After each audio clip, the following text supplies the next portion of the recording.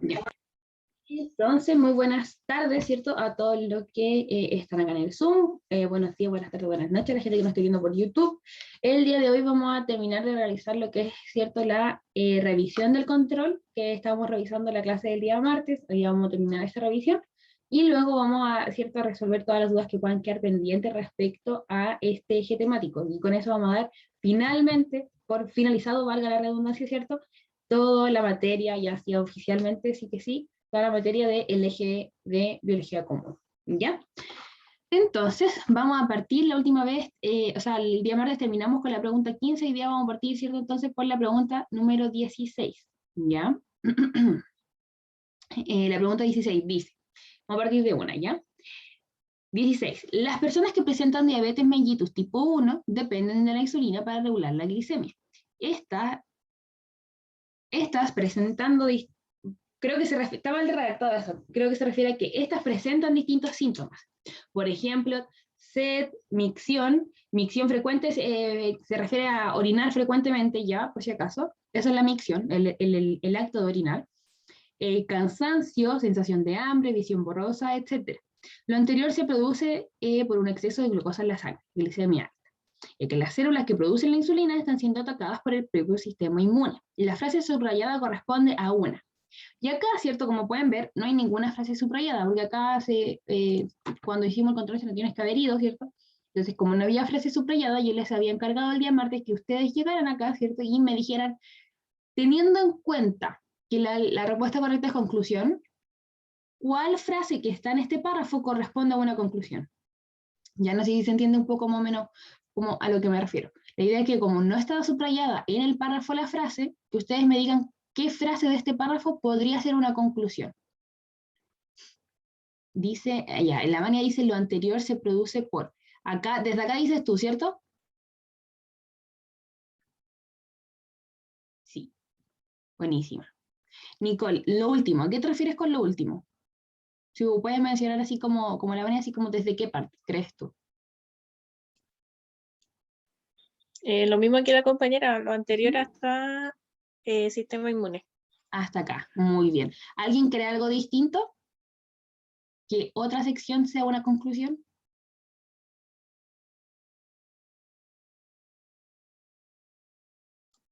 ¿No? ¿Estamos todos de acuerdo entonces, supongo? ¿Cierto? Déjenme rayar. Esta frase de acá, y ahora sí ya la voy a subrayar, todo esto que está desde acá hasta el final, ¿cierto? Es una conclusión, muy bien. ¿Y por qué es una conclusión? Porque es algo a lo que nosotros llegamos después de tener una información de base. Miren, déjenme subrayar y lo vamos a analizar más. Todo esto de acá. Entonces, en la parte de acá del párrafo, ¿cierto? Al inicio me explican más o menos rasgos generales de la diabetes, ¿cierto? Me dicen que diabetes tipo 1 son aquellas personas dependientes de la insulina. Me dicen también cuáles son los síntomas de este tipo de diabetes. Esa es la información base que me están entregando. Luego, ¿cierto? Me dicen que en base a lo anterior, ¿cierto? En base a una información previa, vamos a poder llegar a ciertas ideas, ciertas conclusiones, valga la redundancia. ¿Qué podemos decir a base de esta información previa? Es que este tipo de insulina, ¿cierto? Se va a producir por un exceso de glucosa en la sangre. ¿Y por qué se produce este exceso de glucosa en la sangre? Porque las células, ¿cierto? Que producen la insulina están siendo atacadas por el propio sistema inmune, ¿cierto? Es decir, las células del páncreas, ¿cierto? Se están siendo autodestruidas, por así decirlo, por el mismo organismo. Eso es una conclusión. ¿Por qué? Porque es una idea a la que llegamos en base a otra información que teníamos desde antes. ¿Ya? ¿Queda clara por qué una conclusión?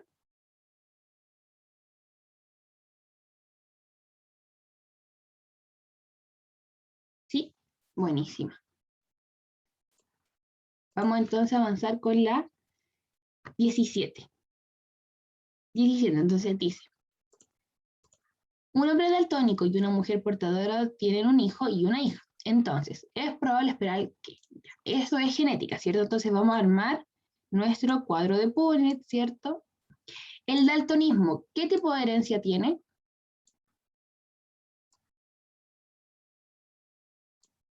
Es ligada al sexo, es recesiva, es dominante, autosómica, ligada a X, ligada a Y. ¿Qué tipo de herencia es? ¿Qué tipo de gen?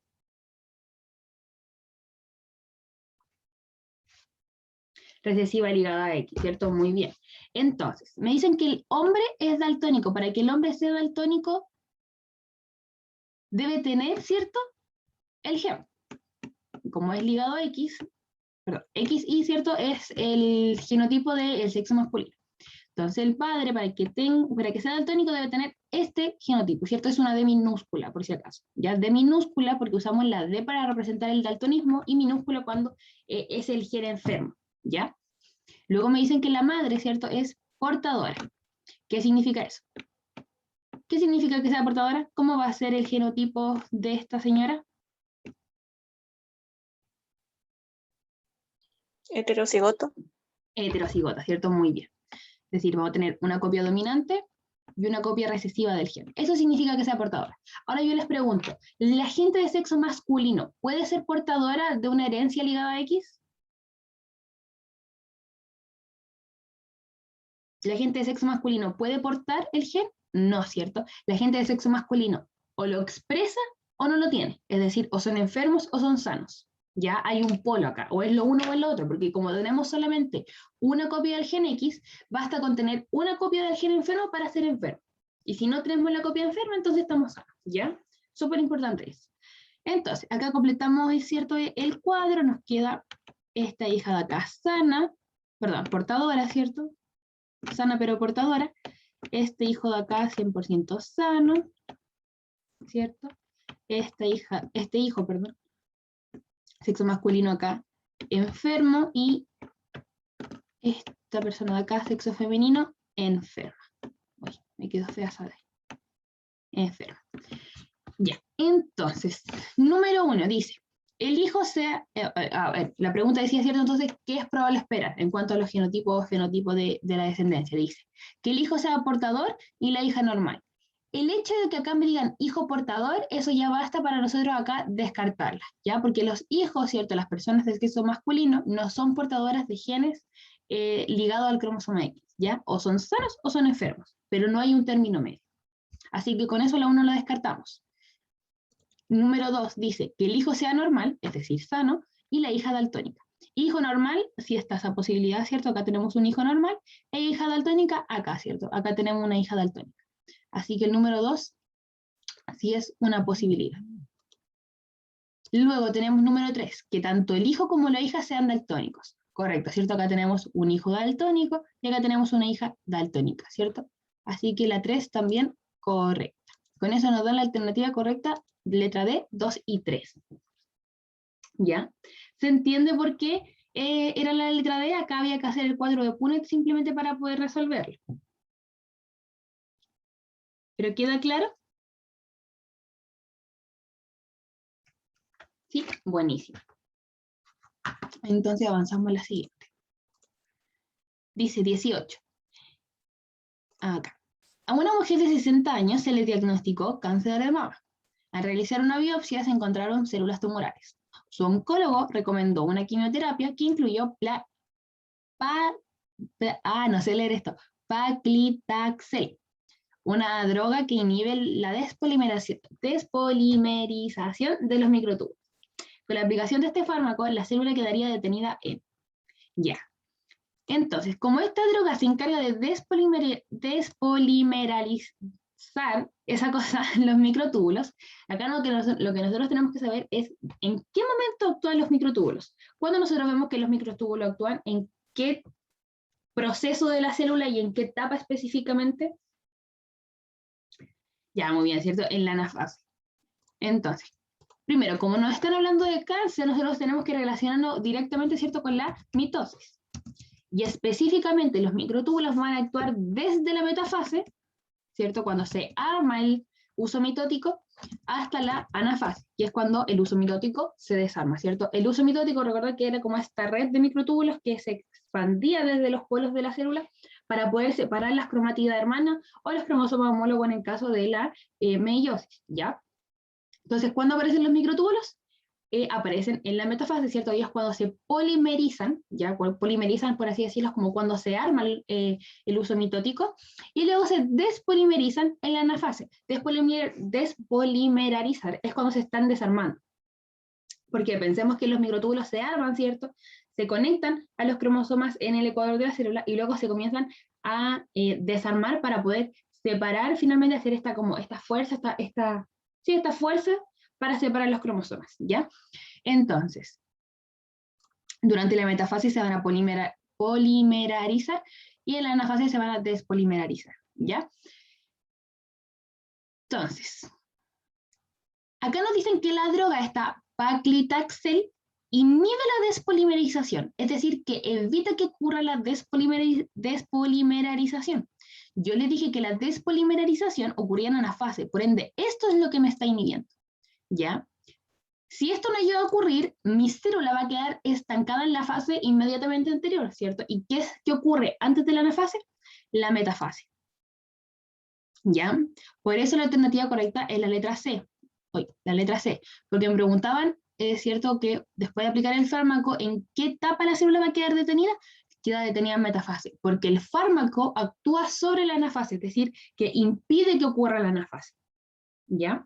Por eso la alternativa correcta es la letra C. ¿Se entiende por qué es la C? ¿Queda claro?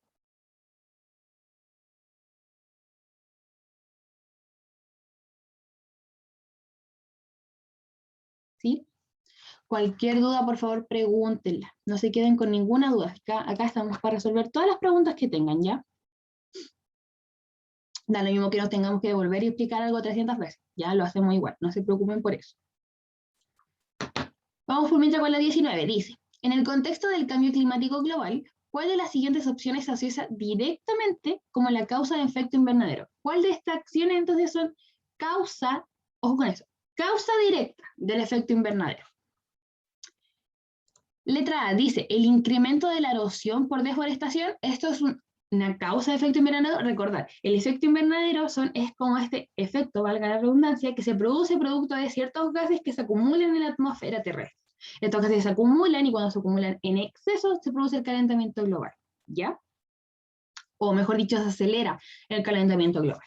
Entonces, el hecho de que haya deforestación y que con eso el suelo sufra de erosión, ¿va a provocar alguna emanación de gases importante?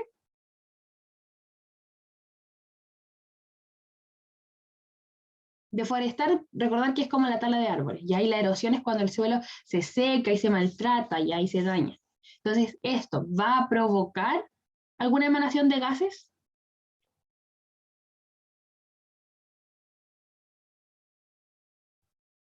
No, ¿cierto? Entonces, la letra A no es una causa directa de efecto invernadero. Letra C, la disminución de la cobertura de los bosques tropicales. Acá nuevamente es los bosques tropicales, que la tala, lo cierto, cortarlo, cierto, y que disminuya cuánta superficie están cubriendo. ¿El talar árboles va a aumentar la emanación de gases? No, ¿cierto? Por la misma razón que la alternativa. Como no estamos aumentando la emanación de gases, que la emanación de gases es la causa directa, o es, mejor dicho, una causa directa de que aumenten los gases de efecto invernadero, entonces la letra C también se descarta. Letra D, el incremento de la temperatura promedio de la atmósfera. Esto de acá, la letra D, dedo, ¿es una causa o es un efecto del calentamiento climático producto de los aumentos de gases de efecto invernadero? ¿Qué sería una causa o un efecto? Un efecto, ¿cierto? Y a nosotros nos están preguntando por una causa. Entonces, con eso descartamos la alternativa D. Alternativa E dice, aumento del nivel del mar por derretimiento de hielo de los polos. Nuevamente, ¿acá esto es una causa o es un efecto del calentamiento global?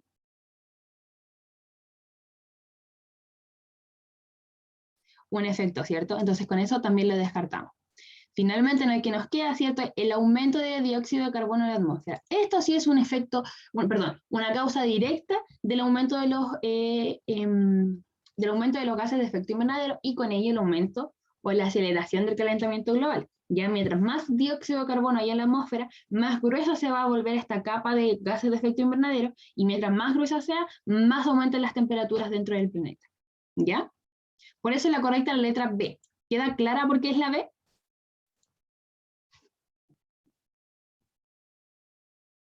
Sí, bacán. Vamos entonces con la 20.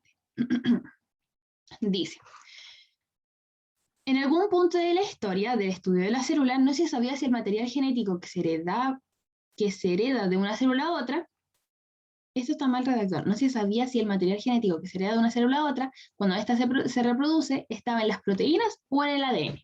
¿Ya?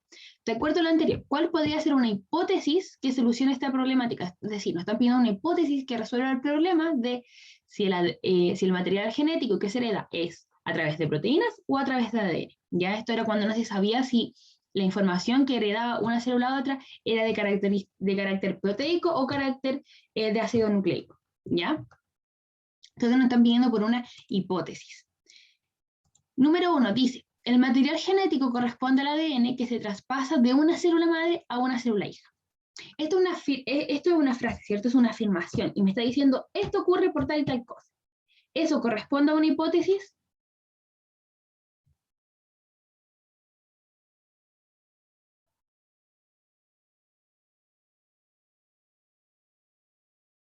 Sí, cierto, corresponde a una hipótesis. Y en este caso no está resolviendo la duda, ¿cierto? No está diciendo, el ADN, ¿cierto? Perdón, el material genético, que es lo que no sabemos de dónde viene, se está traspasando a través de ¿qué? Del ADN. Eso es una hipótesis. Otra hipótesis sería, ¿cierto?, que se traspasará a través de las proteínas, que es la que tenemos en el número 2. Dice, el material genético corresponde a proteínas que se traspasa de célula madre a una célula hija, ¿cierto? Ahí están las dos hipótesis. Acá están, por así decirlo, acá están como las dos opciones que tenemos para resolver el problema que nos plantean. El material genético, ¿cómo se hereda? ¿A través de ADN o a través de proteínas? Esa es la problemática, ¿cierto? Ese es nuestro dilema. Entonces, ¿qué hacemos? Hablamos de hipótesis en base a este dilema. Hipótesis 1, se hereda a través de ADN. Hipótesis 2, se hereda a través de proteínas. ¿Ya? De ahí nacen las hipótesis, ¿ya? Luego, el número 3 decía, marcar proteínas y ADN en un bacteriófago y observar cuál de los dos se traspasa a la célula huésped. ¿Esto qué sería? Esto ya sabemos que no es una hipótesis porque no nos está dando una solución, no es una afirmación, ¿cierto?, a nuestra problemática. Entonces, el número 3, ¿qué sería? ¿Cómo lo podríamos clasificar? No es una hipótesis. Entonces, ¿qué es?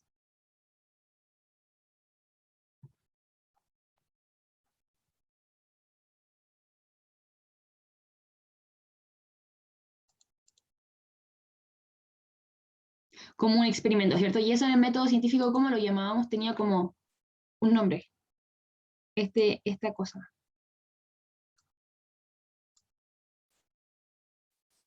¿Se acuerdan del término específico?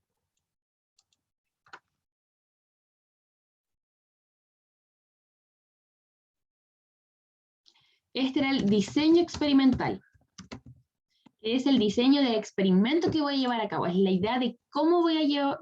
A ver, es la idea de qué experimento voy a hacer para comprobar, ¿cierto?, mi hipótesis. ¿Ya? Entonces el número 3 sería el diseño experimental. Muy bien, ahí, Vani. Entonces, después nos quedaba, ¿cierto?, la 4, el material genético que se traspasa de una célula a otra. En la mitosis son proteínas o ADN. ¿Esto qué sería? El número 4.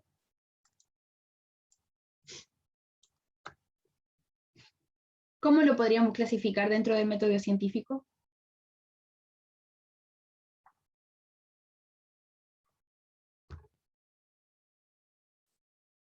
Una problemática, ¿cierto? Una problemática o pregunta de investigación. Muy bien.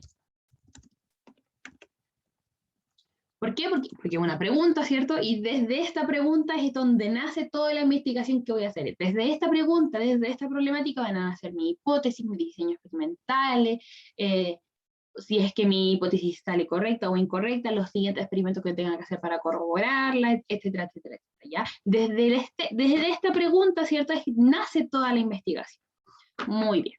Entonces ahí, ¿cierto? Nos daba como alternativa correcta la letra A, ¿ya? ¿Queda correcto porque era la A? O sea, perdón, ¿se entiende por qué era la A? ¿Sí? Ya, bacán. Vamos entonces con la 21. Dice, la plasmólisis experimentada en células de una planta hidrófita colocada en un medio hipertónico tiene relación directa con la. Ya, las plantas hidrófitas son como estas, ¿cómo le dicen? Tiene otro nombre. Estas que se plantan en agua y como que hay unas piscinas donde ponen estas plantas y como que se plantan en el agua. No me acuerdo cómo se llama. Hidropónicas. No, hidrofílico tiene que ver cuando algo tiene afinidad con el agua. A lo mejor sí se relacionan, pero yo lo que estaba pensando en medio eran las plantas como las lechugas hidropónicas, que son lechugas que se cultivan en agua. En eso estaba pensando yo. ¿Ya? Entonces, nos dicen que esta planta, ¿cierto? Que es hidrófita, ¿cierto? Se coloca en un medio hipertónico. ¿Qué significaba que un medio fuera hipertónico?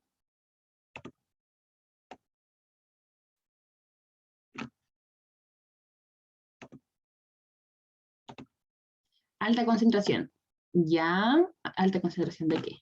Un poquito más específico. Tiene mucha concentración de un soluto, ya ahí es también, y sé que lo saben, pero ahí recuerden siempre especificar que el medio hipertónico es hipertónico cuando tiene más soluto, no necesariamente sales bañas, ya usualmente se ejemplifica con sales, pero pueden ser otros solutos, ¿ya? El medio hipertónico es aquel medio que tiene más concentración de soluto en comparación a la otra cosa que estemos comparando. Ya lo podemos estar comparando a lo mejor con otro medio, o lo podemos estar comparando en este caso con células, ya. Siempre es eso, siempre tener en cuenta eso, que es en comparación a lo otro que estemos utilizando, ¿ya? Entonces, representación gráfica, esta cosa verde, este círculo verde va a ser nuestra planta, y vamos a decir que esta tiene una concentración de 2 molar de lo que sea, ya del agua. Y el medio, ¿cierto? Va a ser hipertónico porque va a tener una concentración 6 molar, 8 molar, ¿ya? Por ejemplo. Entonces, hecho ya este diagrama, vamos a ver. Esta cosa de acá, esta plasmólisis que va a experimentar la célula, ¿tiene relación directa con la difusión de sales?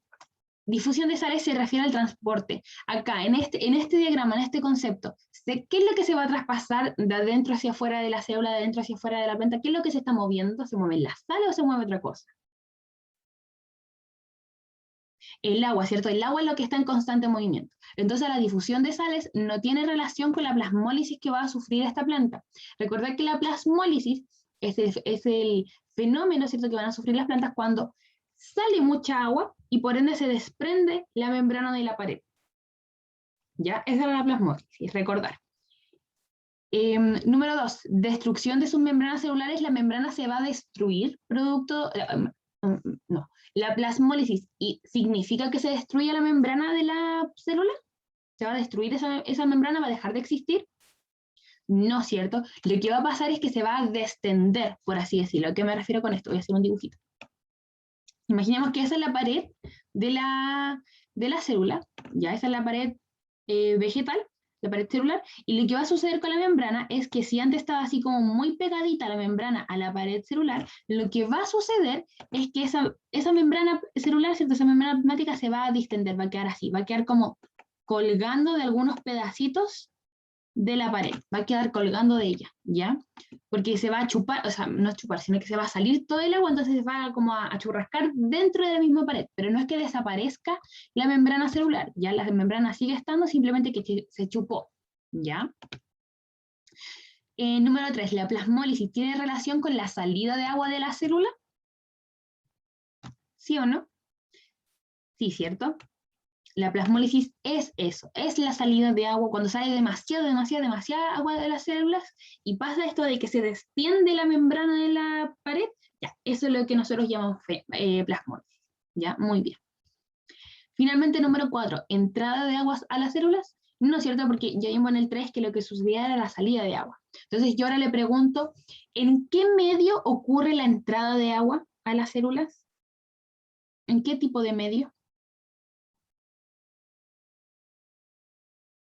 En un medio hipotónico, ¿cierto? Muy bien. Y en dicho caso, en el medio hipotónico, si es que entra demasiada agua a la célula, a una célula vegetal, por ejemplo, ¿cómo se va a llamar el fenómeno que puede sufrir esta célula?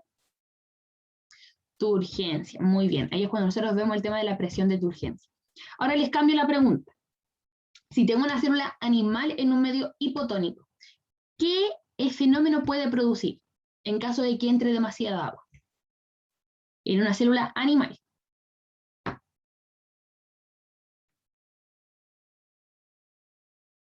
Citólisis, ¿cierto? Entra mucha agua y se me rompe la célula, y eso es citólisis porque se rompe el citoplasma. Cito de citoplasma, ¿cierto? Lisis de ruptura, ya se rompe, ¿ya? Usen esa técnica como para acordarse siempre que no se les vaya a confundir, porque uno se puede confundir con el otro término. Entonces, en un medio hipertónico, una célula animal, ¿qué fenómeno puede sufrir en caso de que salga mucha agua? Sale mucha agua. ¿qué fenómeno sufre una célula animal? Crenación. Muy bien, ¿cierto? Crenación es como cremación, y en cremación cuando creman a los cuerpos, ¿cierto? Los cuerpos se achurrascan, ¿ya? Por eso cremación, crenación. A lo mejor les sirve eso para acordarse. Ya, pero muy bien. ¿Queda clara la número 21?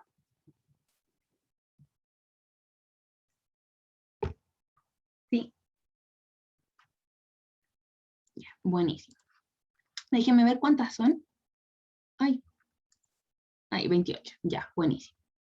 Vamos entonces con la 22. Dice, ¿cuál o cuáles de las afirmaciones siguientes, esos son aplicables a la mayoría, no todos necesariamente, pero a la mayoría de los organelos celulares?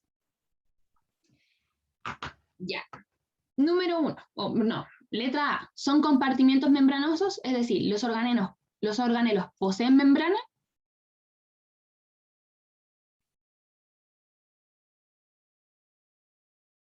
Sí.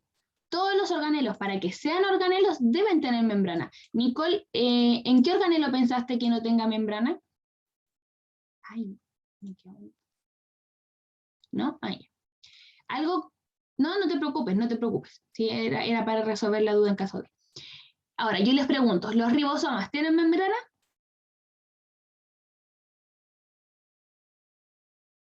No, muy bien. ¿Los ribosomas son organelos?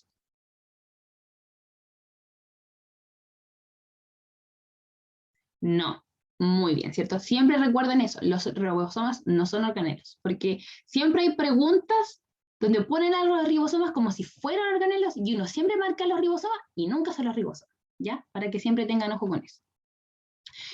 En letra B, ¿los organelos son típicos de células eucariontes? ¿Los organelos están en células eucariontes? Sí, cierto, son una característica. ¿Yo puedo encontrar organelos en las células procariontes? ¿En las bacterias yo encuentro organelos? No, ¿cierto? Una de las principales características de las células procariontes es justamente que no posean organelos. Ya, por ende, los organelos son exclusivos de las eucariontes. Muy bien. Letra C dice, separan reacciones químicas en el tiempo y en el espacio. Es decir, las reacciones químicas que ocurren en un organelo van a ser distintas a las que ocurren en otro organelo y pueden ocurrir al mismo tiempo o en distintos tiempos. ¿Es eso verdad? La letra C. Sí, ¿cierto? Ese es el chiste de tener organelos. El chiste de tener una organización membranosa, ¿cierto? Para la célula es que pueda realizar muchas cosas al mismo tiempo y en distintos lugares. Por eso funcionan también las células eucariontes, ¿ya? Porque son muy específicas, tienen estructuras que ayudan a que la célula pueda funcionar de forma tan específica y pueda hacer tanta tontera al mismo tiempo, ¿ya? Muy bien. Letra D dice, constituyen parte esencial de la célula. La célula eucarionte, en el caso de la célula eucarionte, ¿puede vivir sin los organelos?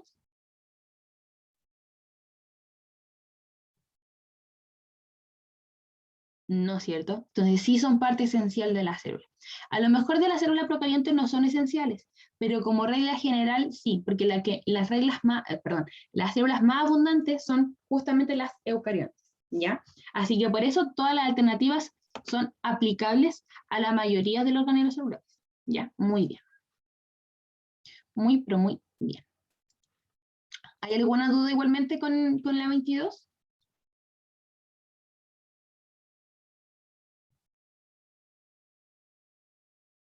¿No? Vamos entonces a la 23. Dice, los métodos de control de la fertilidad en la pareja humana no protegen la adquisición de enfermedades de transmisión sexual, excepto el condón. Y acá no les voy a preguntar, el condón, ¿cierto? El condón es el único método anticonceptivo que evita o disminuye el riesgo de adquisición o traspaso de alguna enfermedad de transmisión sexual. ¿Ya? Ningún otro método conceptivo, ninguno, ni la jalea, ni el diafragma, ninguno otro va a evitar el traspaso en una enfermedad de transmisión sexual, ya sea el condón femenino o el masculino, ya ambos condones funcionan bien para evitar el traspaso de una enfermedad de transmisión sexual, ya, pero solamente los condones. Y ya hicimos la clase de este tema, ya, pero les quería comentar que esto me pasó el día martes El día martes estábamos en Introducción a la Profesión Médica, ¿cierto? Estábamos en el ramo de la carrera, ¿cierto? Y estábamos hablando justamente de lo importante que es cuando uno tenga un usuario, ¿cierto? Un usuario de la salud, cuando uno está atendiendo a alguien, explicar bien todo, absolutamente todo, y no dar nada por sentado. ¿Por qué? Porque, por ejemplo, teníamos mi profe, ¿cierto? Mi profe médica de familia, ¿ya? Entonces ella nos estaba contando que, eh, ¿cuándo fue? No sé en qué contexto fue o bien cómo pasó esto, pero ella estaba atendiendo a un paciente, ¿cierto? Un usuario, y era usuaria, ya era mujer. Y ella le decía que sentía que los condones no estaban funcionando porque había quedado embarazada, si no me equivoco, algo así era. Y que los condones no le funcionaban y todo el tema, y como que no entendía muy bien por qué no le funcionaba el condón y la paciente sentía que lo estaba usando bien. Po.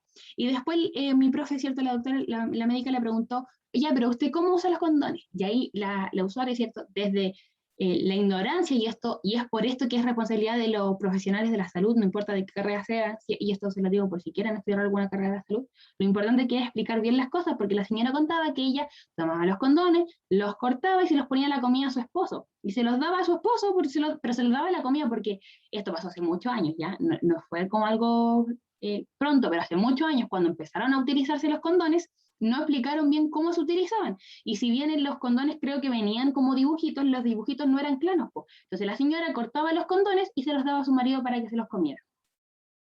Y claro, pues después la señora terminó embarazada porque los condones, ¿cierto? No se utilizan así. Pero sí. Y fue en ese momento uno queda así como, pero no le dijeron y ya es cuático, pues. Y esa hora que vi la pregunta, me acordé, les quería contar esa pequeña historia. Igual un compañero, yo tengo un compañero es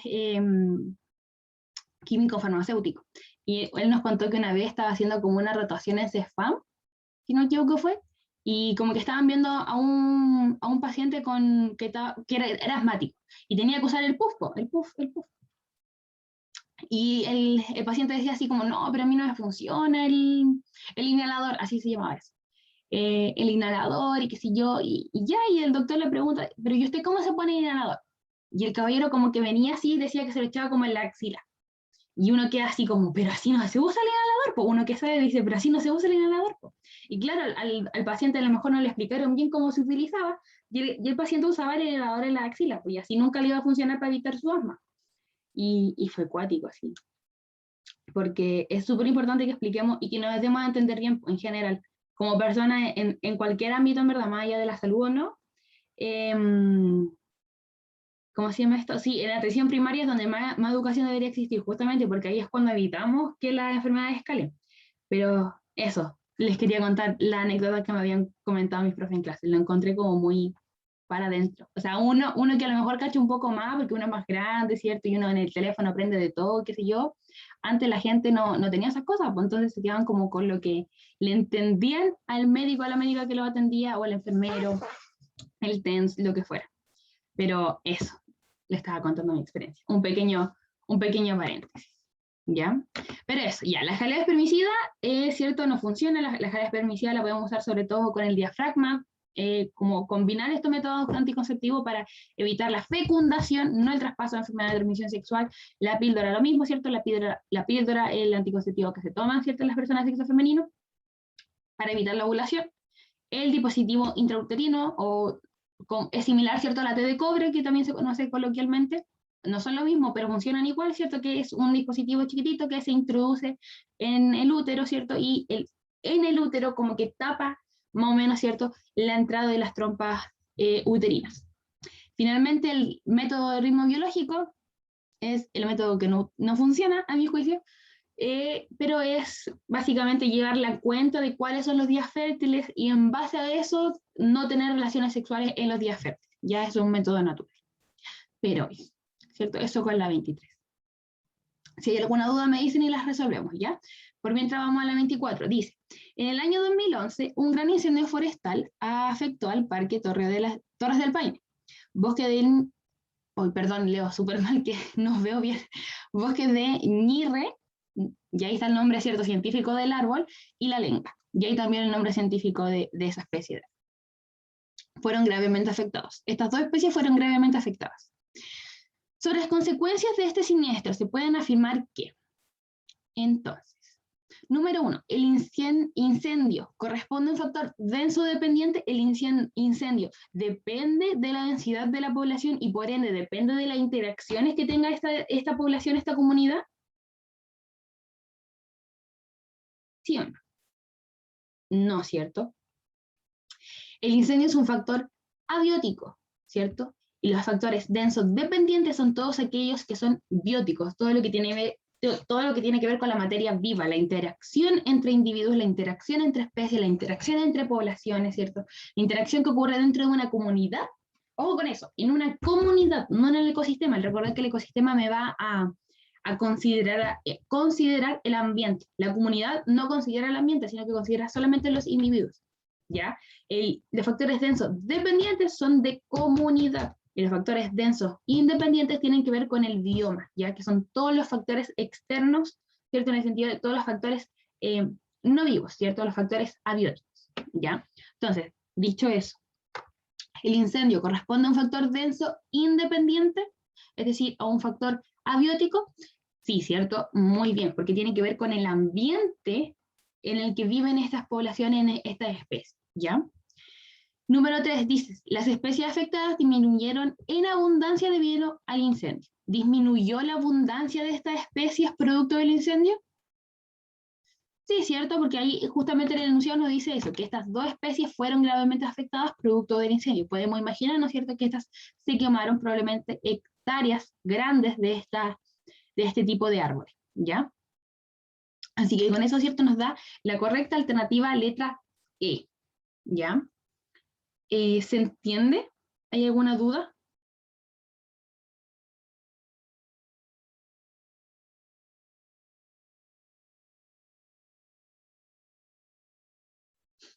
¿No? Ya, buenísimo. Vamos entonces con la 25. Ya, esta acá no estaba marcada, pero es la, por si acaso, ¿ya? Dice, las células cancerígenas se caracterizan por tener una alta tasa proliferativa, formándose células pequeñas con escaso citoplasma. ¿Cuál de las etapas del ciclo celular será de menor duración en estas células? Ya. ¿En qué etapa del ciclo celular? Pucha, ya les dije cuál era la correcta, pero ¿en qué etapa del ciclo celular se desarrolla el citoplasma? O se desarrolla, se multiplica, se crece el citoplasma. A eso me quería llegar. ¿En qué momento del ciclo celular crece el citoplasma? En G1, ¿cierto? Muy bien. En G1 vamos a encontrar que aumenta la cantidad de citoplasma en la célula, al igual que se duplican el resto de los organelos, ¿ya? Por eso la alternativa correcta es la letra A, ¿ya? ¿Por qué? Si me dicen que las células con cáncer tienen poco citoplasma, significa que la etapa, cualquiera sea la etapa en la que se desarrolla el citoplasma, va a ser la de menor duración, ya que eso es lo que nos preguntaban, ¿ya? Sí, en la fase S, ¿cierto? Se va a duplicar el ADN en... Ya, y ahora les voy a preguntar a ustedes, en G0, ¿qué ocurre en G0?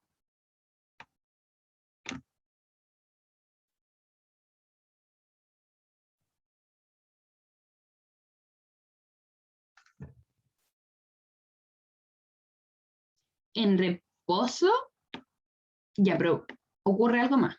¿O por qué una célula pasaría a G0?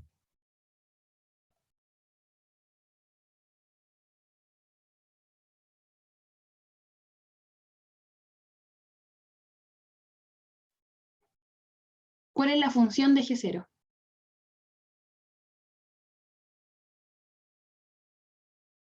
Ya.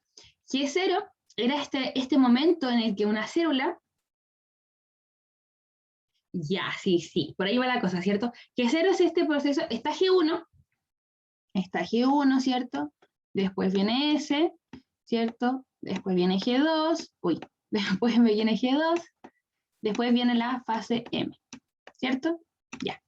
Entre medio de G1 y S hay un momento en el que algunas células salen y se van hacia G0.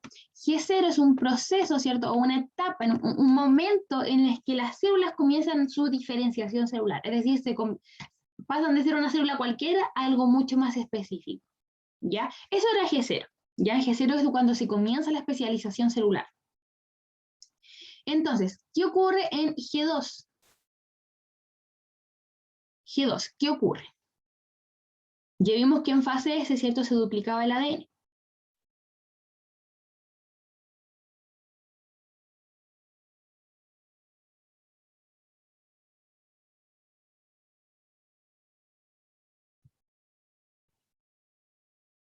Ya, muy bien. La célula termina de aumentar tamaño, ¿cierto? Se termina de duplicar lo que esté faltando, ¿cierto? Y va a haber un punto de control de que todo lo que haya sucedido antes haya sucedido bien. Muy bien. Ahí también Carlos nos comenta, punto de control, se revisa, se corrige el ADN y en caso de tener algo mal, y luego termina de crecer, ¿cierto? Muy, pero muy bien. Y esto ocurre justamente para que después la célula pueda ingresar a fase M y pueda entrar sin ningún problema. Entonces, ¿por qué se realizan todas estas cosas? ¿Por qué tiene de importante fase M? ¿Qué ocurre en esa fase que se realizan tantos procesos para permitir que la célula ingrese bien a la fase M? ¿Qué ocurre acá? ¿O qué significa fase M? ¿Cuál es el otro nombre que recibe? ¿Qué es fase M?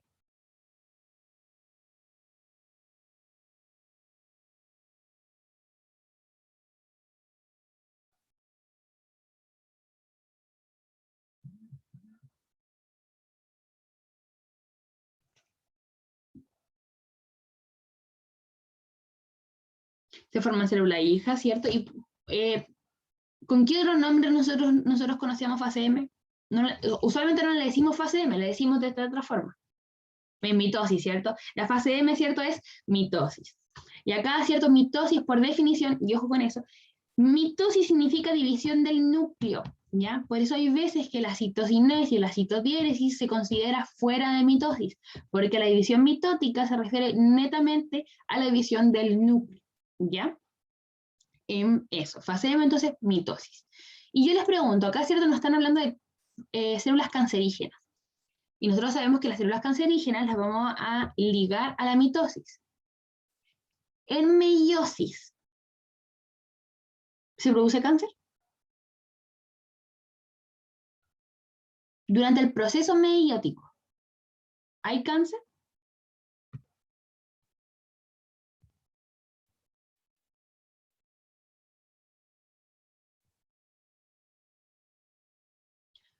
Acá piensan, ¿cierto?, cuáles son las características de las células cancerígenas y si es que pueden o no nacer de la meiosis. Ojo con eso, meiosis, no mitosis, meiosis.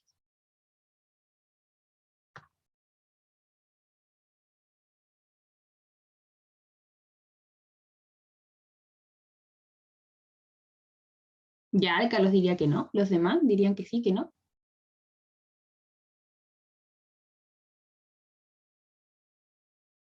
Ya, sí, muy bien. En meiosis no se produce cáncer. ¿Por qué? Porque la célula está ocupada en dividirse y generar variabilidad genética. Pueden haber mutaciones en las células, pero no cáncer. Ya, el cáncer tiene esta característica de que los tumores son clones de la misma célula, exactamente de la misma célula.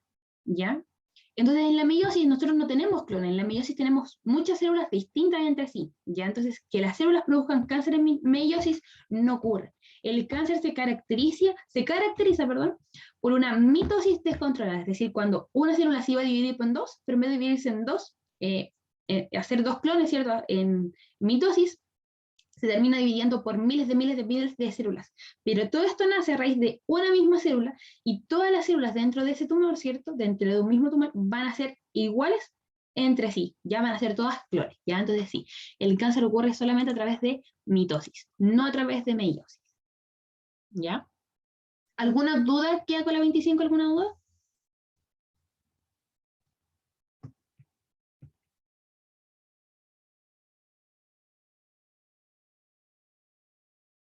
¿No? Ya. Entonces, 26, dice, las poblaciones que tienen una estrategia de vida de tipo R, y esto lo vimos la clase pasada, aprovechamos de ver la estrategia de vida tipo R, dice, presentan como característica, número 1, crecen de forma exponencial, ¿verdadero o falso? Crecen así, así de muchas, ¿cierto? Verdadero. Recordar, ¿cierto? Siempre la estrategia de vida tipo R, relaciónenlas con los ratones. R, ratones. ¿Por qué? Porque los ratones actúan como plagas. Ya, y la estrategia de vida de tipo R la podemos relacionar con la vida, el tipo de vida que tienen las plagas. ¿Ya? Dicho eso, número 2, presentan una maduración sexual tardía, es decir, se demoran años, muchos años en poder reproducirse o se demoran meses. Es temprana, ¿cierto? Una maduración sexual temprana, porque nacen y a los meses pueden estar reproduciéndose o a un año a lo más, Ya, como mucho, un año, pero sí, mucho, mucho, mucho. Usualmente después de meses pueden comenzar a reproducirse. ¿Ya? Y número 3 dice tamaños poblacionales cercanos a la capacidad de carga. Recordar que la capacidad de carga era la cantidad de población máxima que puede soportar un ambiente antes de verse deteriorado. ¿Las plagas se encuentran en un tamaño cercano a la capacidad de carga o lo sobrepasan o se encuentran muy abajo? Lo sobrepasan, ¿cierto? Y lo sobrepasan por mucho, por mucho, por mucho, por mucho, por mucho. ¿Ya? Esas entonces son las características de estrategia de vida de tipo R. Con eso nos da, ¿cierto?, la alternativa correcta, el número 1. ¿Ya? ¿Alguna duda con esto?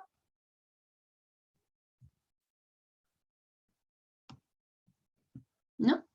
Ya. Vamos entonces con la 27. 27, acá. Dice, una persona fenicetonúrica presenta una mutación en el gen que codifica para una enzima cuya función es metabolizar la fenilalanina.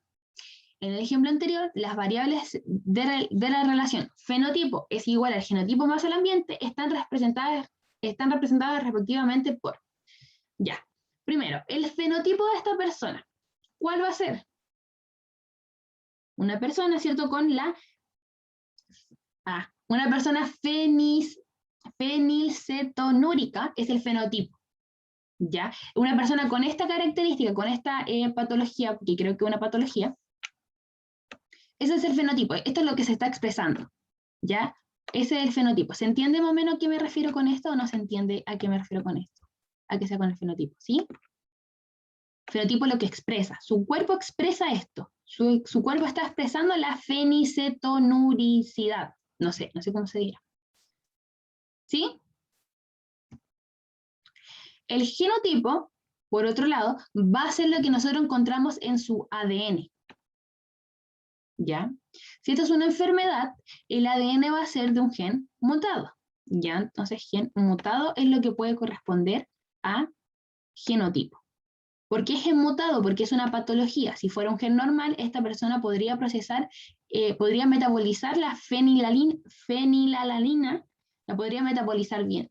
Pero como hay una mutación, no la puede metabolizar de forma normal. ¿Ya? Ese es el genotipo, lo que encontramos en nuestro ADN. Finalmente, el ambiente va a ser lo que desencadene la expresión del fenotipo. Es decir, producto del ambiente yo tengo el fenotipo, producto de lo que consumo yo tengo la enfermedad, en el caso este, ¿ya? Pensémoslo con términos más simples, una persona que tiene intolerancia a la lactosa no va a saber que es intolerante a la lactosa hasta que consume lactosa. ¿Se entiende? Entonces, ¿cuál va a ser el ambiente de esta persona? Una dieta con fenilalanina. ¿Por qué? Porque una vez que comienza a consumir este componente, su cuerpo va a decir, yo no puedo procesar esto. Entonces, ¿qué es lo que va a suceder? Va a desarrollar esta patología que es el ser fenicetonúrica. Ya, cambiémosle ese nombre súper complicado, pensamos en la lactosa. ¿Ya? Una persona intolerante a la lactosa no va a saber o no va a descubrir o no se va a desarrollar como persona intolerante a la lactosa hasta que consuma lactosa. Si consume leche, por ejemplo, leche de vaca, esta persona, su cuerpo va a decir, yo no tengo las enzimas para producir esto, entonces se va a sentir súper mal y a lo mejor le puede dar problemas estomacales, le puede dar cólicos, a lo mejor, no sé si es diarrea, no sé si llegan hasta ese punto, pero les va a dar problemas estomacales, ¿cierto? Y eso va a ser la expresión de su fenotipo producto del ambiente en el que está. Perdón, la expresión de su genotipo producto del ambiente en el que está. Y eso, ¿cierto?, es lo que desencadena el fenotipo. ¿Cuál va a ser el fenotipo? Persona intolerante a la lactosa. El genotipo va a ser el gen mutado, ¿cierto? El gen que no codifica la lactasa que es la enzima que degrada la lactosa, y el ambiente, ¿cuál va a ser? Consumir, por ejemplo, la leche de vaca que posee lactosa. Una dieta con lactosa. ¿Ya? Por eso la correcta es la letra A. ¿Ya? ¿Queda claro por qué es la A?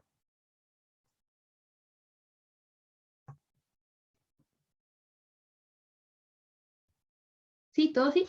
Bien. Perfecto. Vamos entonces con la última. Dice, ¿Cuál de las siguientes actividades humanas se asocia a un modelo de desarrollo sustentable? Número 1 dice, la plantación de pinos en terrenos que se ha talado bosque nativo. Es decir, talar bosque nativo para plantar pino. En este país, ¿es algo sustentable? No, ¿cierto? Acá en Chile, sobre todo, el pino no es bueno porque el pino consume mucha agua y se abarca mucha tierra, como desnutre mucho la tierra, entonces no permite que el resto de la flora, ¿cierto? De las hierbas, de las plantas, no pueden flotar bien, ¿cierto? No pueden aflorar bien y consume mucha agua. Y entonces es pésimo, pésimo, pésimo, pésimo el pino para nuestra tierra, ya para la tierra que tenemos acá, al menos en Chile. Pésimo. ¿Ya? Siempre que le pongan el pino es una mala idea, porque siempre ponen el pino como ejemplo, ya en los ensayos pero en los ensayos de preuniversitario, siempre el pino lo ponen en todos lados, así como el pino es parte del desarrollo sustentable y en nuestro país la respuesta siempre es no, ¿ya? Número 2, dice, la extracción de moluscos a una tasa que no sobrepase la tasa reproductiva del recurso. Es decir, que el molusco se puede reproducir, ¿cierto? Y siempre se va a poder reproducir porque la extracción es menor a esta tasa de reproducción. Entonces siempre va a haber molusco disponible. A eso quiero llegar, siempre va a haber molusco. ¿Eso es algo sustentable? Sí, cierto, porque permite que el molusco perdure en el tiempo sin afectar a las futuras generaciones que vienen, ¿cierto? No afectan a las futuras generaciones. Es decir, mis hijos van a poder seguir comiendo molusco porque hoy en día nosotros lo estamos extrayendo de forma controlada, ¿ya? Finalmente, número 3, dice, la aplicación de veda durante la época de reproducción de merluza y reineta. Esto es algo sustentable, ¿cierto? El respetar los periodos de reproducción de estos pescados para no pescarlos durante esos procesos. ¿Es sustentable? Sí, ¿cierto? Y de hecho, cuando vimos esta clase, uno de los ejemplos como modelos de desarrollo sustentable que vimos esa clase fue justamente la veda que se da en algunos periodos para ciertos pescados, ¿ya? Así que, correcta entonces, número 2 y 3. ¿Hay alguna duda con esta o cualquier otra pregunta del control?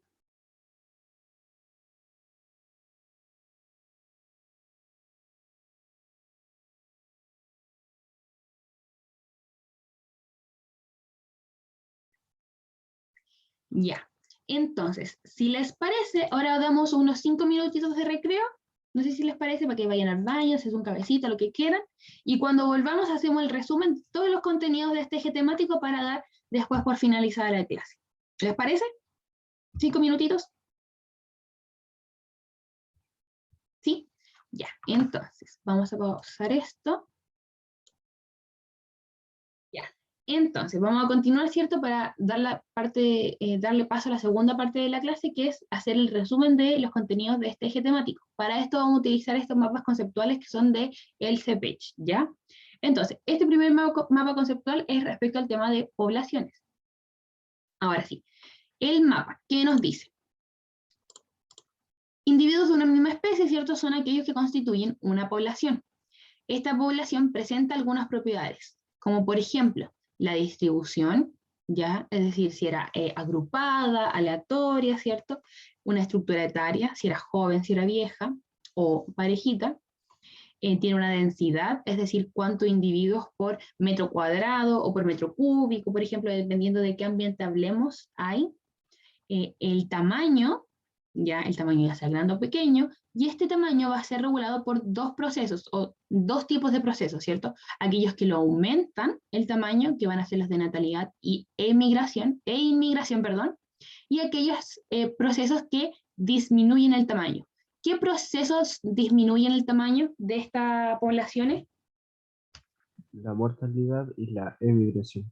Muy bien, ¿cierto? La mortalidad y la emigración. Lo voy a poner así con las letritas pequeñas, ya usted ahí van cachando, ¿ya? Porque no alcanzo a escribir ahí, ¿ya? Por si acaso. Muy bien. Luego la última propiedad que nos queda, ¿cierto? Es el crecimiento. Y en el crecimiento tenemos dos tipos o dos patrones, ¿cierto? El patrón exponencial, que era aquello que si nosotros hacíamos un gráfico, el exponencial era aquel que iba así y sobrepasaba la capacidad de carga del ambiente, y teníamos otro, que sí considera la capacidad de carga. Acá dice capacidad de carga por si acaso, no se alcanza a ver muy bien. Pero ¿cómo se llama ese otro patrón de crecimiento que sí considera la capacidad de carga? El sigmoidal, ¿cierto? O logarítmico, no logístico, logarítmico, ¿ya? Esos son los dos nombres que recibe. ¿Ya? Muy bien. Esos son sigmoidal o logarítmico. Luego, en el siguiente apartado de población, tenemos, ¿cierto?, que en ella se van a establecer distintas relaciones intraespecíficas. Pueden ser... ya. Acá los dejaron como en... No pusieron todas las relaciones, recordad que son como 6, 7 relaciones, pero si las agrupamos en dos conceptos grandes, uno de ellos siendo cooperación, es decir, con interacciones positivas. ¿Cuál podría ser el otro concepto que se refiere a las interacciones negativas que pueden haber dentro de una población? Ya, acá como solucionario de este mapa conceptual le pusieron competencia. Pero depredación también podría servir. Depredación también es como uno de estos conceptos negativos, ¿cierto? O este tipo de relaciones negativas dentro de las relaciones interespecíficas, ¿ya? Entonces acá vamos a poner, ¿cierto?, el de la competencia, ¿ya? Dentro de las relaciones intraespecíficas buenas o que favorecen, ¿cuáles podemos encontrar? ¿Algún ejemplo? El mutualismo, muy bien. ¿Cuál otra? En el que al menos, ¿cuál otra relación hay al menos una de estas cosas beneficiadas? La protocooperación, el comensalismo, ya. Muy bien. Esas son como las positivas. Porque después tenemos la depredación, tenemos la competencia. Y siento que me falta una. A ver, amensalismo, mutualismo, competencia, depredación, parasitismo, ahí estaba. Y esas son todas, creo. ¿No? Ahí sí no se nos está olvidando ninguna, ahí están todas. ¿Cierto? Muy bien. Entonces, eso respecto a las relaciones intraespecíficas. Luego, en la población, ¿cierto?, son aquellos individuos que pertenecen a una especie, a una misma especie. Según su origen y distribución, puede ser una especie endémica, nativa o exótica. ¿Qué ejemplo de especie exótica ustedes conocen?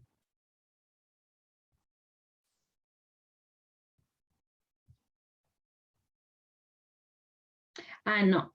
No, acá no pedí ejemplo. Perdón, es que estoy recién viendo estos mapas conceptuales. Una especie que es exótica. ¿De qué otro concepto le hemos visto? Nosotros lo vimos con otro tipo. Por ejemplo, los castores. Cuando vimos esa clase cuando la vimos, yo les di el ejemplo de los castores. A este tipo de especies. Como que llegaban a un lugar donde no son hábitat, ya son introducidas. Sí, son introducidas, pero tenían otro concepto más, la podíamos ligar a ellas. Como que llegaban y se acaparaban de todo. Porque como los castores, por ejemplo, no tienen depredador natural, ellos se acaparaban de absolutamente todos los recursos que estaban en ese lugar.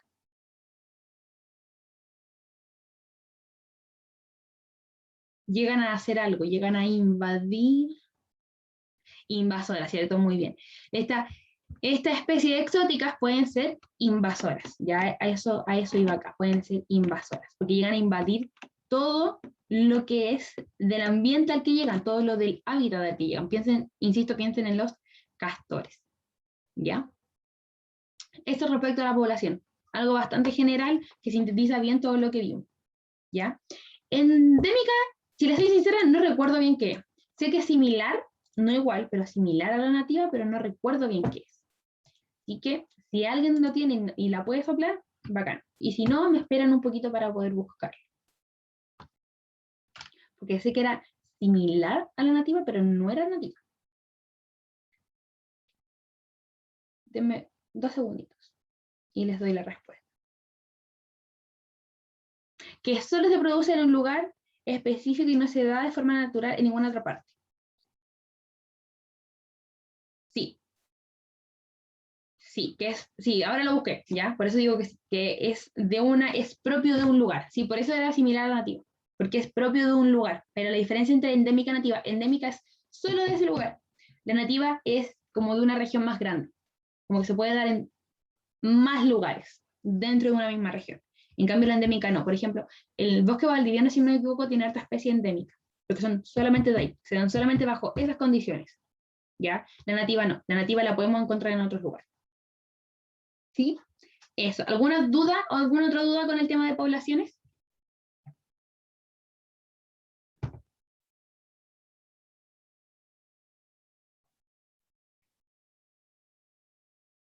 Ya, perfecto. Vamos entonces con el siguiente mapa, que es sobre interacciones en el ecosistema. Este es de interacción en el ecosistema. Entonces, los individuos de distintas especies, ¿cierto?, van a constituir una comunidad, ¿ya? Esta comunidad, cuando interactúan, ¿cierto?, o cuando la relacionamos con el biótopo o en el bioma, ¿ya?, se constituye, ¿cierto?, o forma, ¿qué cosa? Cuando mezclamos la comunidad con el biótopo, ¿qué cosa forma? Un ecosistema, ¿cierto? Muy bien. Voy a poner acá entonces un eco, ¿cierto?, de ecosistema. Muy bien. Luego tenemos, la comunidad presenta dos cosas. Primero una estructura y luego las relaciones interespecíficas. Ah, ya entendí la otra, ya. Estaba hablando pura tontería la otra, ya. Ahora la vamos a corregir. Entonces, la comunidad presenta, ¿cierto?, una estructura. En esta estructura vamos a identificar diversidad y especies. Ya recordé que la comunidad es cuando muchas especies interactúan, distintas especies interactúan, ¿ya? Entonces, en lo que es la diversidad se compone de dos cosas, la abundancia y otro concepto. Similar a abundancia, pero no igual. Cuando hay abundancia de algo, es decir, muchos de una misma cosa, y cuando hay muchos de distintas cosas. Es otro concepto. ¿Qué puede ser? Similar a diversidad. Similar. Como va para allá la cosa. Diversidad se refiere a que hay distintas cosas. Y este otro concepto que yo le estoy pidiendo es cuando hay distintas especies, pero son muchas distintas, es como muy variado y genera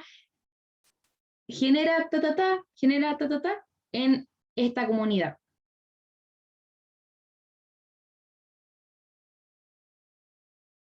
No sé cómo darle más pistas sin decir la palabra. No, densidad tiene que ver con cuántos de un tipo de individuo, y densidad lo relacionamos a las poblaciones, ¿ya? ¿Cuánto de un individuo hay en una superficie? ¿Ya? ¿Se rinde? Es que no sé cómo decirlo sin dar algo, sin dar más pistas como muy obvias. No, nicho no, nicho recordar que son como los componentes que necesita una especie para vivir.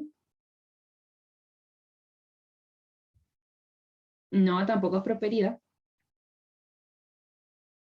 Empieza con R, ya, empieza con R.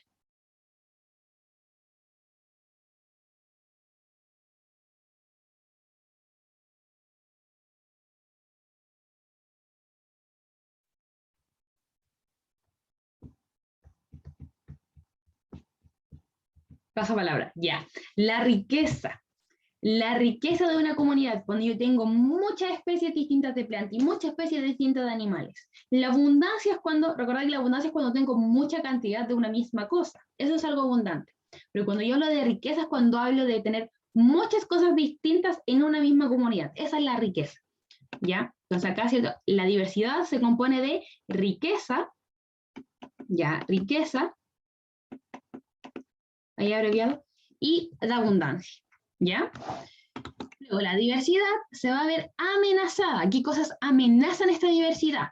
¿Qué actividades humanas amenazan esta diversidad? Actividades como la destrucción de hábitats, la introducción de especies exóticas invasoras, ¿cierto? Que era lo que hablábamos antes sobre el castor. ¿Y qué otra cosa? ¿Qué otro concepto vimos nosotros que era una actividad humana que destruía o amenazaba, mejor dicho, la diversidad? La casa, ya, por ahí va, pero ¿cómo era el concepto? Cuando nosotros hablamos de casa, ¿cuál era el concepto?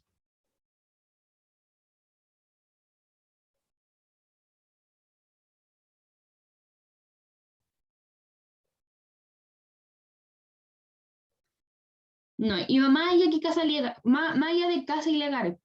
Porque la casa se suele relacionar solamente con los animales, pero hay otro concepto que generaliza el problema de la casa y también lo puede llevar hacia las plantas o hacia otro tipo de recursos. No, no era la extinción. Recordar acá que estamos hablando de algo que hacemos los humanos como sociedad. Hacemos esto frente a todos los recursos que tenemos, ya sea recursos de animales, de plantas. Ahí está, muy bien, ¿cierto? La sobreexplotación, a eso iba. La sobreexplotación. Y dentro de la sobreexplotación, ¿cierto? Podemos encontrar la caza excesiva, ¿cierto? Que ahí es cuando nosotros sobreexplotamos, ¿cierto? El recurso animal en ese caso. Y ahí sobreexplotación. Ustedes cachan que me refiero a sobreexplotación. ¿Ya? Muy bien. Luego, la comunidad presenta relaciones interespecíficas, y esto era lo que iba a mencionar. Espérame, déjenme abrir el mapa anterior. En el mapa anterior aparecían las relaciones intraespecíficas, y ahí yo no capté el detalle, dentro de una misma especie. Dentro de una misma especie nosotros encontramos la cooperación y la competencia. Por ejemplo, cuando dos leones se pelean por una leona, ¿ya? Ese tipo de competencias encontramos dentro de una misma especie, ¿ya? Y después está la cooperación, que es cuando dos individuos de la misma especie se ayudan. Eso era la población, y acá, ahí fue donde yo cometí el error, ¿ya? Acá en relaciones interespecíficas, es decir, entre más de una especie, por ejemplo, los perros con los gatos, los humanos con los leones, no sé, estoy inventando, pero entre dos tipos de especies, ¿cierto? Es cuando encontramos todas las otras que hablamos, ¿cierto? Entre ellas la depredación, la competencia y el amensalismo. Estas son interacciones no simbióticas, es decir, que no son necesarias para que se lleve a cabo la vida de estos seres. Entonces, ¿cuáles son las tres simbióticas que nos faltan?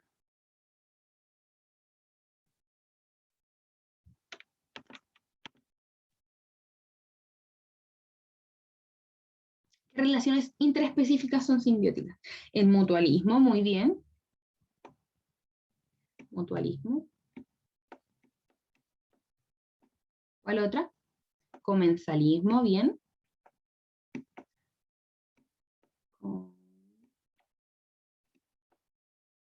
Comensalismo, bien. Y falta una solamente. Que este ser la necesita para poder vivir, porque si no la tiene, no sirve. La habían mencionado anteriormente. No, no es protocooperación. La protocooperación, de hecho, es un tipo de mutualismo no necesario, es decir, no simbiótico. El parasitismo, muy bien. Parasitismo. Esa era la simbiótica que nos faltaba. Parasitismo.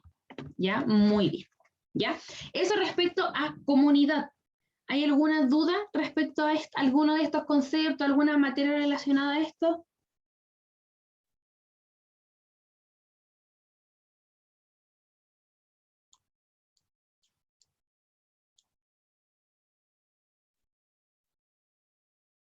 ¿Todo bien? Ya.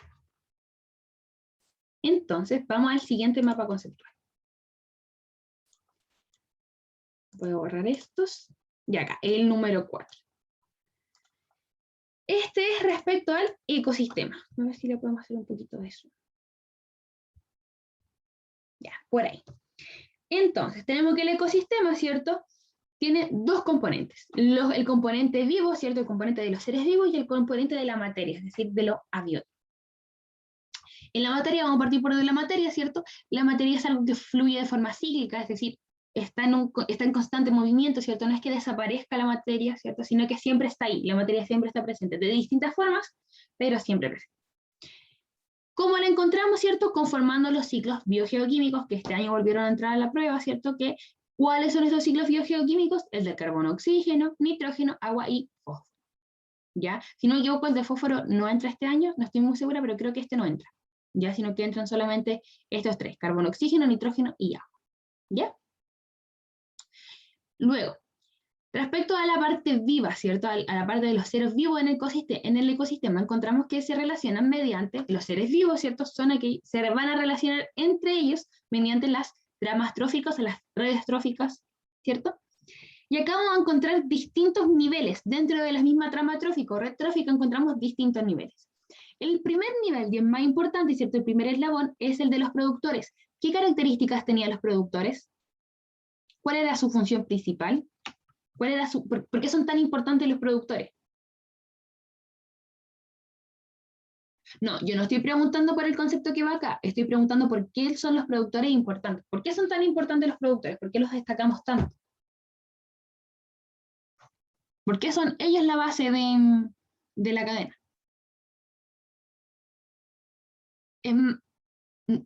Sí, pero no, ellos no crean energía como tal. Ese es un concepto más claro, ¿cierto? Porque ellos captan la energía lumínica, perdón, son capaces de captar la energía lumínica, fijar el carbono y generar moléculas, es decir, moléculas orgánicas. Esa es la importancia de los productores. Toman la energía lumínica y la transforman en energía química. Y una vez teniendo energía química, puede funcionar todo el resto de...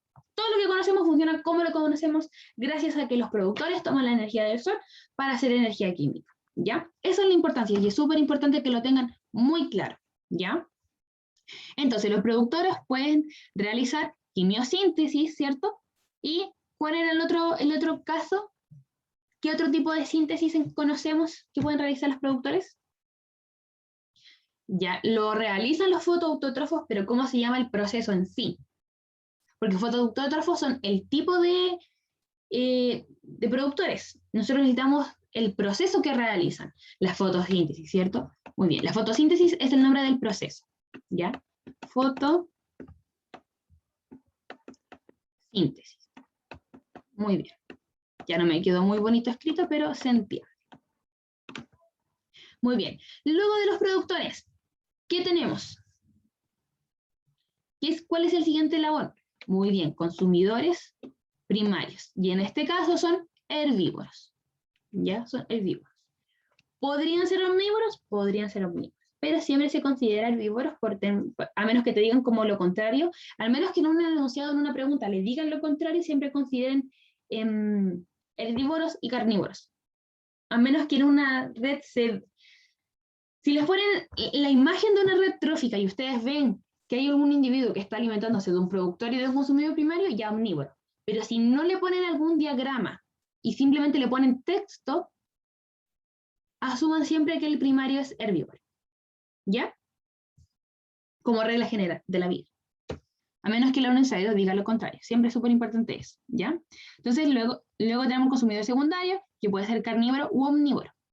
¿Y qué individuo se encarga de reciclar la materia orgánica? ¿Qué cosa de acá? Un descomponedor. Muy bien.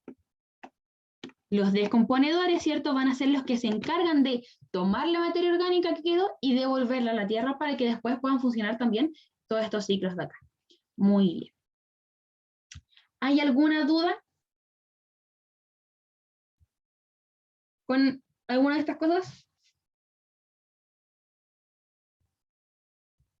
Todo claro. Perfecto. Vamos con el siguiente mapa.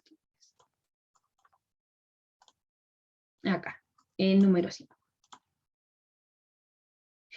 Dice entonces, este también es de ecosistema, este es de flujo de energía en el ecosistema. De eso es este mapa conceptual de acá. Entonces, tenemos que en el ecosistema fluye energía de forma unidireccional. Vamos a partir por este lado primero, ¿ya? La energía la energía fluye de forma unidireccional. ¿A través de qué? A través de las redes tróficas, ¿cierto? Que vimos en el mapa anterior. Estas redes son representadas por las pirámides ecológicas. Y acá habían 3 tipos de pirámides que nosotros estudiamos. Podía ser la de energía, ¿cierto? Que nos solía representar la regla del 10%. Teníamos la de número, que representaba la cantidad de individuos que había por productor, ¿cierto? Dependiendo de la cantidad de productores. Acá podíamos ver que se podía dar este fenómeno de, si por ejemplo veamos la pirámide de número en un árbol, podría ser una cosa así, que en un solo árbol hubieran muchos consumidores primarios, por ejemplo, y si lo comparábamos, por ejemplo, con una pradera, en una pradera hay muchas flores, entonces en muchos productores habían pocos consumidores primarios. ¿Sí? Eso respecto a la pirámide de número, para que vayamos recordando. ¿Cuál era el otro tipo de pirámides que nos está quedando pendiente acá? Tenemos la de energía, ¿cierto? Regla de 10%, la de número, la de biomasa, ¿cierto? Muy bien. Biomasa que nos representaba cuánta materia, ¿cierto? Orgánica había por superficie. Podría ser metros cuadrados, metros cúbicos, dependiendo de en qué hábitat nos encontremos. Y acá en esta pirámide se da el fenómeno de que en ambiente acuático la pirámide podía ser invertida, porque el fitoplancton se reproduce muy rápido, ¿ya? Entonces siempre había más zooplancton que fitoplancton, ¿ya? Muy bien. Luego, el flujo de energía, ¿cierto? La energía es captada por los productores, quienes realizan la fotosíntesis, ¿cierto? Como lo vimos en el anterior. Ya, esto nosotros no lo vimos en detalle porque esto no entraba en el segundo temario, esto no entra, ¿ya? Para que no se asusten. Pero la fotosíntesis es una medida de productividad primaria. Y acá nosotros encontrábamos el tema de la productividad primaria neta. ¿Y alguien sabe cuál es el otro concepto? ¿Cuál es el otro tipo de productividad?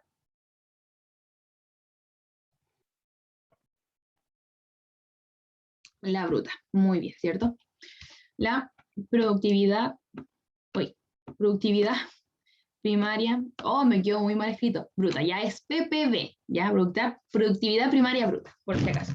Ya, pero esto, como les digo, no entra en la BSU, segundo temario, esto no entra, y en años anteriores tampoco ha entrado, si no me equivoco. Al menos cuando yo la he dado no entraba, así que no se preocupen por eso. Luego, la fotosíntesis tiene reacción del tipo anabólica, es decir, construye, ¿cierto?, desde moléculas inorgánicas, tiene la capacidad de formar moléculas orgánicas, ¿ya? La fotosíntesis va a ocurrir en el cloroplasto, ¿cierto?, de la célula vegetal. Tiene dos etapas, o dos principales etapas, ¿cierto?, que son la fase clara, y ¿cuál es el nombre de la otra gran etapa?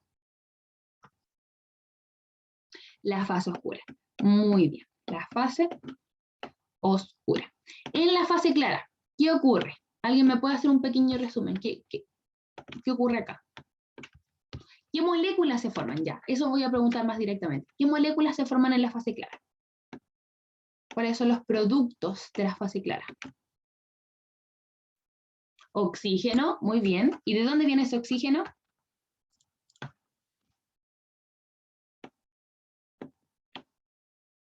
Del agua. ¿Y a través de qué proceso obtenemos el oxígeno del agua?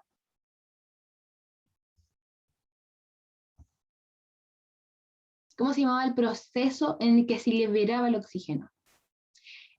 Es similar a la electrólisis, no es ese, pero suena similar, es similar. Fotólisis, muy bien. La fotólisis del agua nos da el oxígeno como producto, ¿cierto?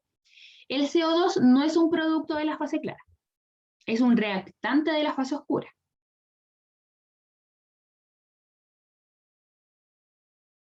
Sí, ya. ¿Qué otro producto entonces tenemos de la fase clara? No, la glucosa lo vamos a obtener acá. De la fase oscura nosotros obtenemos la glucosa. C6, ¿cierto? Súper importante acordarse de esto. C6, H12O6. Ya, muy bien. Obteníamos el NADPH.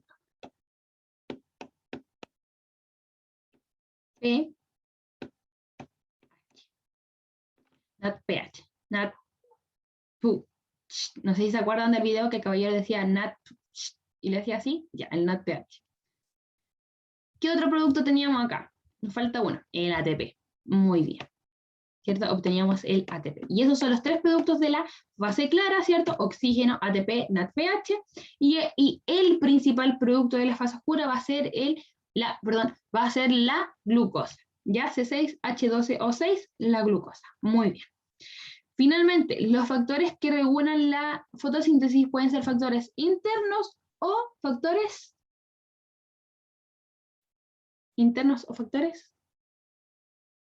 ¿Cuál es lo contrario de interno? Externo, ¿cierto? Dentro de los factores externos, ¿cuáles podemos encontrar? ¿Cuáles son algunos ejemplos de factores externos que regulan la fotosíntesis?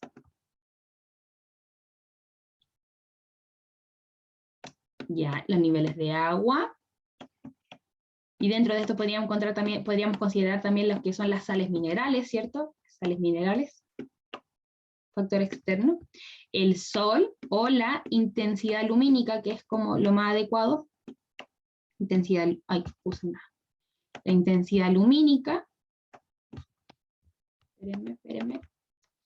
Intensidad lumínica, ya muy bien. La temperatura Perfecto. ¿Y cuál nos está faltando? Nos está faltando solamente un factor externo.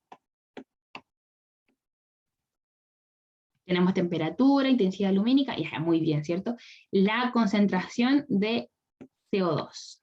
Muy bien. Y con eso, ¿cierto? Tenemos todos los factores externos, ¿cierto? Que regulan la fotosíntesis. Acá, ¿alguna duda respecto a alguno de estos conceptos?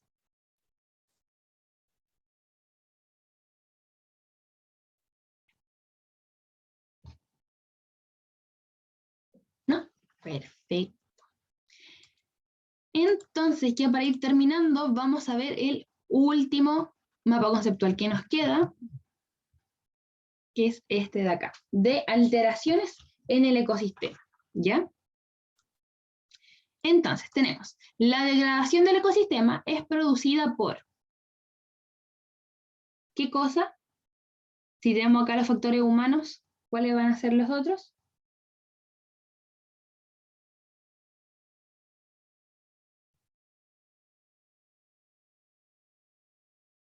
Factores ambientales, ¿cierto? Los naturales, ¿cierto?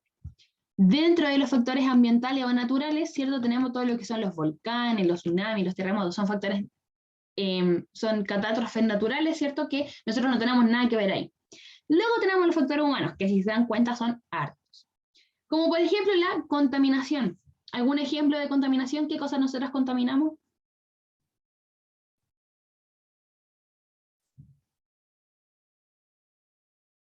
Contaminamos el mar, ¿cierto? Acá podemos hacer una lista súper grande. Tenemos la contaminación de agua y de aire, ¿cierto? Un ejemplo de contaminación del agua sería, por ejemplo, los derrames de petróleo, por ejemplo, en el mar. Un ejemplo de contaminación de aire, ¿cuál sería? Que en Santiago se ve harto.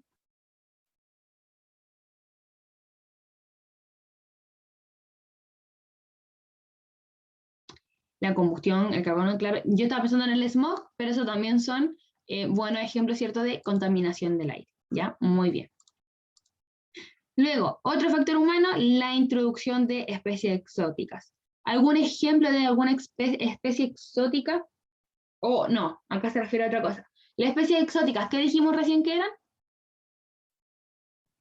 Las relacionamos directamente con el otro concepto. Las especies exóticas son también especies, llegan invasoras, ¿cierto? Muy bien. Siempre van de la mano. Las especies exóticas son invasoras, o pueden ser, ¿cierto? Invasoras. Muy bien. Luego, sobreexplotación de recursos. Un ejemplo de en qué casos hacemos sobreexplotación de recursos. Ejemplo de sobreexplotación. La tala de árboles, muy bien. ¿Cuál otra? La tala y caza excesiva, lo voy a poner así. Muy bien, la tala y caza excesiva. ¿Ya? Muy bien. Esos son ejemplos de sobreexplotación. Luego, otro factor humano, el aceleramiento, ¿cierto? El cambio climático. ¿Originado por qué cosa? ¿Qué cosa provoca este cambio climático?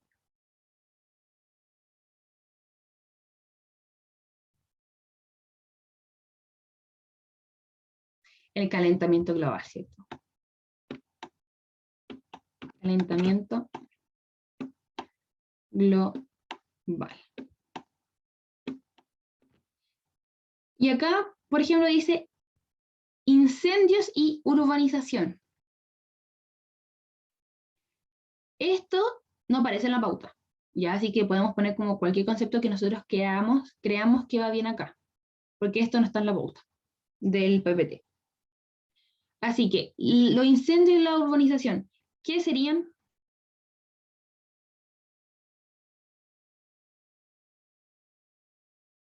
Incendios, veámoslos como incendios por causa humana. Ya pensemos en incendios por causa humana.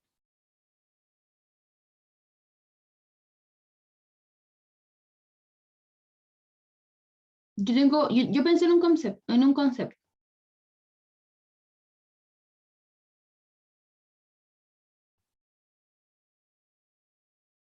¿Cuál piensan ustedes?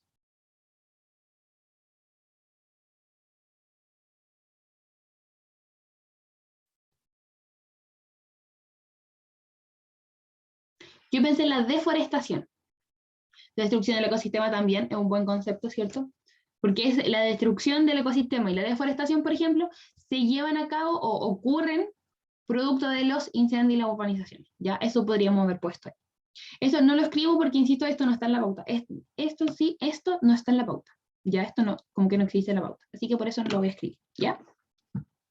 Luego, para finalizar, la degradación del ecosistema se puede aminorar mediante, es decir, se puede disminuir mediante algunas estrategias de mitigación, como por ejemplo, acuerdos internacionales, vamos a rellenarlo acá lo que ya está, ¿cierto? Los acuerdos internacionales, como ¿qué acuerdo internacional yo les mencioné harto? ¿Se acuerdan? Que tiene estos acuerdos o estas estrategias de mitigación favorecen o permiten un desarrollo sustentable. Y hay un acuerdo, ¿cierto? Que yo les mencioné harto en la clase que vimos esta materia. Decía cada rato, este acuerdo fue muy importante para evitar que se avanzara tan rápido el calentamiento global. Que se destruyera la capa de ozono. Pero me voy a enchufar el computador por mientras.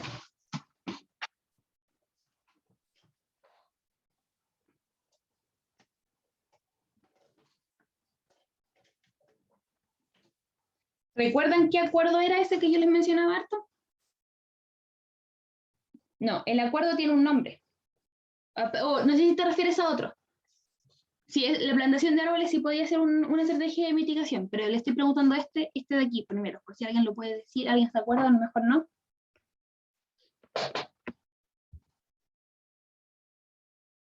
¿No se acuerdan? Ya, era el acuerdo de París.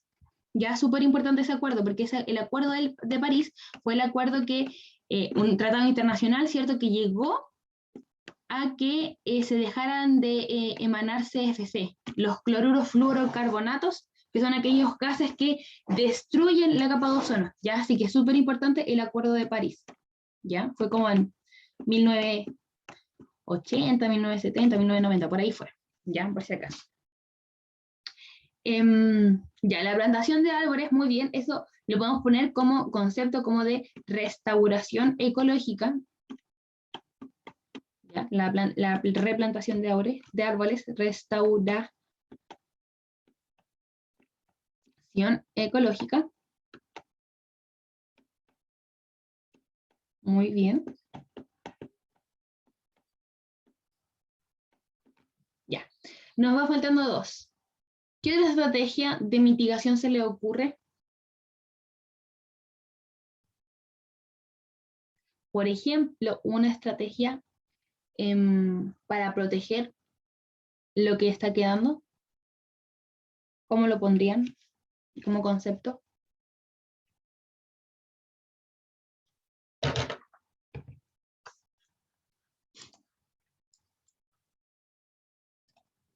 ¿Alguna estrategia que proteja lo que va quedando, las especies que quedan?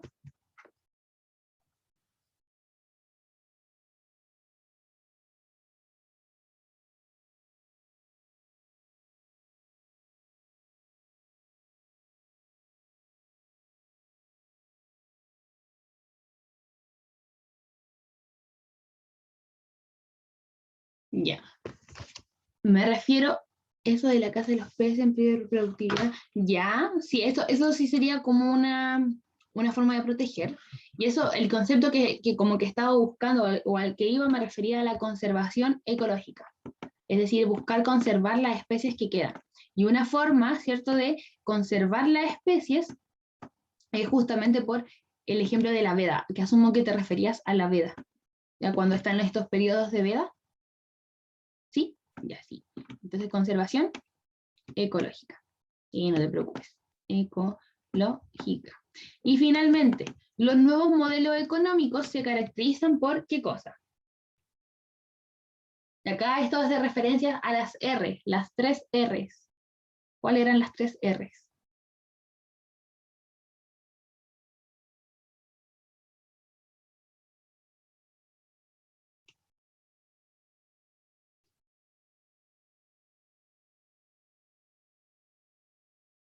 Ya, pues. Ah, ya va por ahí, ya. Reciclar, reutilizar y renovar, ¿cierto? No. Reciclar, reutilizar y La última. Reducir. Muy bien, ¿cierto? Esas eran las características que deben tener los nuevos modelos económicos. Muy bien. ¿Alguna duda con esta materia de acá, con esta última materia de acá?